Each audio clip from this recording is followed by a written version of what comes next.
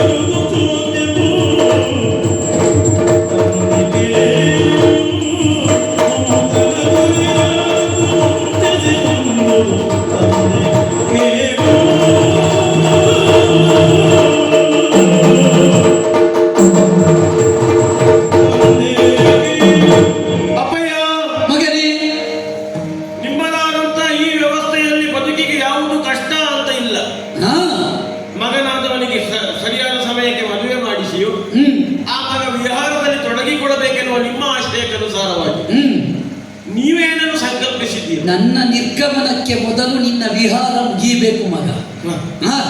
ಆದರೆ ಅಪ್ಪಯ್ಯ, ನಿಮ್ಮ ಉದ್ದೇಶ ಅದು ಹೌದು ಅಂತಾದರೂ ಕೂಡ ಯಾವುದನ್ನು ನೀವು ಆಶಯವಾಗಿ ಇಟ್ಟಿದ್ದೀರೋ ಅದನ್ನು ಮುನ್ನಡೆಸುವ ಹೊಣೆಗಾರಿಕೆಯೂ ನನ್ನದು ಅಂತ ತಿಳಿದು ನಾನು ವ್ಯವಹರಿಸಿದ್ದೆ. ಸರಿ, ಯಾಕಂತ ಕೇಳಿದರೆ ಹೆಂಡತಿಯಾಗಿ ಬಂದು ಸೇರಿದಂತಹ ವ್ಯಕ್ತಿಯೊಬ್ಬಳಿಗೆ ಗಂಡನಾದವನು ಅವನ ಯೌವನವನ್ನು ತೋರಿಸಬಲ್ಲನಂತೆ. ಸತ್ಯ. ಅವನ ವಾರ್ಧಕ್ಯವನ್ನು ಹೆಂಡತಿಯ ಜೊತೆಗೆ ಕಳೀತಾನಂತೆ. ಸತ್ಯ. ಮುಪ್ಪನ್ನು ಒಟ್ಟಾಗಿಯೇ ಕಳೀತಾರೆ. ಆದರೆ ಹೆಂಡತಿಯಾದವಳಿಗೆ ಸಿಗದೇ ಇರುವುದು ಯಾವುದು ಕೇಳಿದ್ರೆ ತನ್ನ ಗಂಡನ ಬಾಲ್ಯ ಅಂತ. ಖಂಡಿತ ಅದನ್ನು ಮಾತ್ರ ನೋಡ್ಲಿಕ್ಕೆ ಸಾಧ್ಯ ಇಲ್ಲ. ಇಲ್ಲ, ಬಹುಶಃ ಆ ತನ್ನ ಬಾಲ್ಯ ಹೇಗಿತ್ತು ಅನ್ನೋದನ್ನು ತೋರಿಸುವುದಕ್ಕೆ ಬೇಕಾಗಿಯೇ ಗಂಡನಾದವ ಹೆಂಡತಿಗೊಂದು ಗಂಡು ಮಗುವನ್ನು ಕೊಡುವುದಂತೆ ದಾನವನ್ನು. ಖಂಡಿತ. ಯಾಕಂದ್ರೆ ತನ್ನ ಬಾಲ್ಯ ಹೇಗಿತ್ತು ಅಂತ ಆ ಮಗನ ರೂಪದಲ್ಲಿ ಯಾಕೆ ನೋಡ್ಲಿ. ನೀವು ಆ ಬಗ್ಗೆ ಒಂದು ಬೇಗ ಮನಸ್ಸು ಮಾಡು ಮಗ. ಆದ್ರೂ ಅಪ್ಪಯ್ಯ, ನಮ್ಮ ಅಮ್ಮನಿಗೆ ನಿಮ್ಮ ಬಾಲ್ಯ ಇನ್ನೂ ಸ್ವಲ್ಪ ತೋರಿಸಿ ಮತ್ತೆ ಮುಂದೆ ಆಲೋಚನೆ ಮಾಡುವಂತೆ ಅಪ್ಪ. ಆ ನೆಲೆಯಲ್ಲಿ ನೀವು ಹೇಗೆ ಇದ್ದೀರೋ ಹಾಗೆ ನಾವು ವರ್ತಿಸಬೇಕು ಅಂತ ನಿಮ್ಮನ್ನೇ ಆದರ್ಶವಾಗಿಸಿಕೊಂಡು ಬದುಕನ್ನು ರೂಢಿಸಿಕೊಂಡ ವಿಹಾರಾರ್ಥವಾಗಿ ವನಕ್ಕೆ ಹೋಗಿದ್ರು ಕೂಡ ವನದಲ್ಲಿರಬಹುದಾದ ಸೌಂದರ್ಯವನ್ನೆಲ್ಲ ಕಾಣುತ್ತಿರುವ ಹೊತ್ತಿಗೆ ಒಂದು ವಿಶೇಷ ನಡೆದು ಹೋಯಿತು. ನಮ್ಮದಾದ ವನ ಪ್ರದೇಶದಲ್ಲಿ ಇಷ್ಟವಾದ ಲಕ್ಷಣವನ್ನು ಹೊಂದಿದ ಸಾಲಂಕೃತವಾದಂತಹ ತುರಗ ನಮ್ಮ ನಾಡು ಪ್ರವೇಶ ಮಾಡಿದ್ದನ್ನು ಕಂಡೆವು. ಸಾಲಂಕೃತ ತುರಗವೇ? ಹೌದು. ಆಶ್ಚರ್ಯ ಆಯಿತು. ಹತ್ತಿರ ಹೋಗಿ ಮದನ ಮಂಜರಿಯ ಸಹಿತವಾಗಿ ನೋಡಿದರೆ ಕೇವಲ ಸಾಲಂಕೃತವಾದದ್ದು ಮಾತ್ರ ಅಲ್ಲ, ಹಣೆಯ ಮೇಲೊಂದು ಲಿಖಿತ ಉಂಟು. ಹೌದೇ? ಹೆಚ್ಚಿನವರಿಗೆ ಹಣೆ ಬರಹವೇ ಇರುವುದಿಲ್ಲ. ಹಣೆ ಬರಹ ಇದ್ದರೂ ಏನು ಅಂತ ನೋಡ್ಲಿಕ್ಕೆ ಆಗುದಿಲ್ಲ. ಅಂತಹ ಕುದುರೆಯ ಹಣೆಯ ಮೇಲೊಂದು ಬರಹ, ಹೊನ್ನ ಹಾಳೆಯ ಮೇಲೆ ಹಣೆ ಬರಹ ಒಳ್ಳೆದಿದ್ದವರೇ ಬರೆದದ್ದಿರ್ಬೇಕು ಮಗು. ಅದನ್ನು ನೋಡಿದಾಗ ನನಗನ್ನಿಸಿದ್ದು ನಮ್ಮ ಹಣೆ ಬರಹ ಹೇಗುಂಟು ಅಂತ ನೋಡ್ಲಿಕ್ಕೆ ಇದೊಂದು ಅವಕಾಶ ಅಲ್ವಾ ಅಂತ. ಅಪ್ಪ, ತೆಗೆದದನ್ನು ವಾಚಿಸಿದ ಕಾಲಕ್ಕೆ ಅರ್ಥ ಆದದ್ದು ಸಾಮಾನ್ಯವಾದ ಕುದುರೆ ಅಲ್ಲ, ಎತ್ತರದ ಉತ್ತರದಿಂದ ದಕ್ಷಿಣಾಭಿಮುಖವಾಗಿ ಬಂದದ್ದು ಅಂತ. ಎಲ್ಲಿ ಮಗು ಉತ್ತರದಿಂದ? ಉತ್ತರದಲ್ಲಿ ಚಕ್ರವರ್ತಿ ಪೀಠವೆನಿಸಿಕೊಂಡು ವರ್ತಮಾನ ಕಾಲದಲ್ಲಿ ವಿಶೇಷವಾದ ಕೀರ್ತಿಯನ್ನು ಹೊಂದಿದ ಗಜನಗರ ಹಸ್ತಿನಾವತಿ ಹಸ್ತಿನಾವತಿ ನಾಗನಗರಿಯ ನಗರಾಧ್ಯಕ್ಷನಾದಂತ ಆ, ಧರ್ಮಸಿಂಧು ಅಂತ ಕರೆಯಲ್ಪಟ್ಟ ಯುಧಿಷ್ಠಿರ ಭೂಪತಿ ನಾನು ಹಿಂದೆ ನಡೆದ ಕುರುಕ್ಷೇತ್ರವಾಹದಲ್ಲಿ ಉಂಟಾದ ಬಂಧು ಹತ್ಯಾದೋಷ ಅದರ ಶಂಕೆಯ ನಿವಾರಣೆಗೆ ಬೇಕಾಗಿ ಕೈಗೊಂಡಂತಹ ಅಶ್ವಮೇಧ ಯಾಗದ ಪೂಜಿಸಲ್ಪಟ್ಟ ಕುದುರೆಯಂತೆ ಧರ್ಮಜ್ಞನಾದ ಧರ್ಮರಾಯ ಅರ್ಚಿಸಿಬಿಟ್ಟ ಅಶ್ವ. ಹಾ, ಮುಂದೆ ವೇದವ್ಯಾಸರ ಸೂಚನೆಯಂತೆ ಕೈಗೊಂಡ ಅಶ್ವಮೇಧದ ಕುದುರೆ ಆ, ಸ್ವಯಂ ತಾನೇ ಸಾಗುತ್ತಾ ಇರುವ ಹೊತ್ತಿಗೆ ನಮ್ಮ ನಾಡನ್ನು ಪ್ರವೇಶಿಸಿದೆ. ಹಣೆಯ ಲಿಖಿತವನ್ನು ಓದಿದಾಗ ಅರ್ಥ ಆದದ್ದು ಹ್ಮ್ ಆ ಕುದುರೆಯ ಬೆಂಗಾವಲಿಗೆ ಬಂದದ್ದು ಸಾಮಾನ್ಯನಾದವನಲ್ಲ. ಪೃಥ್ವಿಯಲ್ಲಿ ನಾವೆಲ್ಲರೂ ನರರಾದರೂ ಕೂಡ ನರರೆಂಬ ನಾಮಧೇಯದಿಂದಲೇ ಮೂರು ಲೋಕದ ಗಂಡ ಎನ್ನುವ ಹೆಸರನ್ನು ಪಡೆದ ಪಾರ್ಥ ಕುದುರೆಯ ಬೆಂಗಾವಲಿಗಾಗಿ ಬಂದಿದ್ದಾನಂತೆ. ಲಿಖಿತ ಸ್ಪಷ್ಟವಾಗಿ ಉಂಟು ಅಪ್ಪಯ್ಯ. ಧರ್ಮಾತ್ಮನಾದ ಧರ್ಮರಾಜನಿಗೆ ಅನುಕೂಲವಾಗುವುದಕ್ಕೆ ಈ ಯಜ್ಞದಲ್ಲಿ ನಾವು ಭಾಗಿಗಳಾಗಿ ಬೇಕು ಬೇಕಾದ ಕಪ್ಪ ಕಾಣಿಕೆಯನ್ನು ಕೊಟ್ಟು ನಾವು ಧರ್ಮ ಕಾರ್ಯದಲ್ಲಿ ಜೊತೆಯಾಗುವುದು ಒಳ್ಳೆ ಸಂದೇಶ ಅಲ್ಲ. ಅದನ್ನು ಧರ್ಮಸಮ್ಮತ ಅಲ್ಲ ಅಂತ ನೀವು ಕಂಡಿರಿ ಅಂತಾದ್ರೆ, ಹೋರಾಟ ಮಾಡುವ ಬಲ್ಬು ನಿಮ್ಮಲ್ಲಿ ಉಂಟು ಹೌದು ಅಂತಾದ್ರೆ, ಕುದುರೆಯನ್ನು ಕಟ್ಟಿ ಬೆಂಗಾವಲಿಗೆ ಬಂದ ಪಾರ್ಥನೊಡನೆ ಹೋರಾಡಿ ಸೆಣಸುವುದು. ಇದನ್ನು ಕಂಡಾಗ ಓದಿದ ಹೊತ್ತಿಗೆ ಏನನ್ನಿಸಿತು? ನನಗೆ ಕ್ಷಾತ್ರ ನೆನಪಾಯಿತು ಅಪ್ಪಯ್ಯ. ಯಾಕೆ ಕೇಳಿದ್ರೆ, ಕ್ಷತ್ರಿಯರಾದವರಿಗೆ ಧರ್ಮ ಏನು ಕೇಳಿದ್ರೆ ಯುದ್ಧವೇ ಧರ್ಮ ಅಂತೆ. ಧಾರ್ಮಿಕವಾದ ಕಾರ್ಯದಲ್ಲಿ ತೊಡಗಿ ಧರ್ಮ ಕಾರ್ಯಕ್ಕೆ ಜೊತೆಯಾಗಿ ಹೋಗುವುದು ಲೋಕದ ಸಾಮಾನ್ಯನಿಗೆ ಹೇಗೆ ಧರ್ಮವೋ, ಕ್ಷತ್ರಿಯನಾದ ಯುದ್ಧ ಕಣದಿಂದ ಹಿಂದೆ ಸರಿಯುವುದು ಅಧರ್ಮವಾಗಿರುತ್ತದೆ ಅಂತ ನೀವೇ ಬೋಧಿಸಿದ ಪಾಠ ನೆನಪಾದ ಕಾಲಕ್ಕೆ ಹೋರಾಟ ಮಾಡಿ ಆದರೂ ಸರಿ ನಮ್ಮ ಕ್ಷತ್ರಿಯ ಧರ್ಮವನ್ನು ಉಳಿಸಿಕೊಳ್ಳಬೇಕೆಂತ ನೀವು ಹೇಳಿದ ಮಾತಿಗನುಸಾರವಾಗಿಯೇ ಅದು ಕಿವಿಯಲ್ಲಿ ಅನುರಣಿಸಿದ ಕಾರಣದಿಂದಾಗಿ ಅಶ್ವವನ್ನು ಬಂಧಿಸಿ ನಮ್ಮ ಲಯದಲ್ಲಿಟ್ಟಿದ್ದೇನಪ್ಪ ಮುಂದೆ ಅಂತ ಹೇಳಿ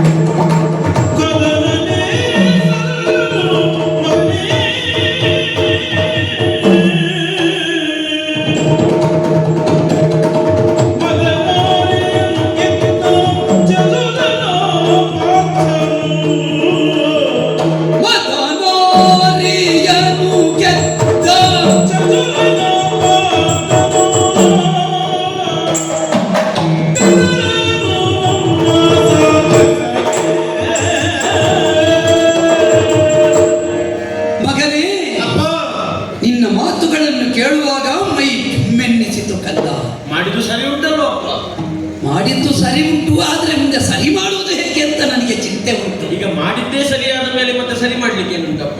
ಆತ್ಮ ವೈ ಪುತ್ರ ನಾಮಾಸಿ, ತನ್ನ ಹೆಂಡತಿಯ ಹೊಟ್ಟೆಯಲ್ಲಿ ತಾನೇ ಮತ್ತೆ ಹುಟ್ಟಿ ಬರುವುದು.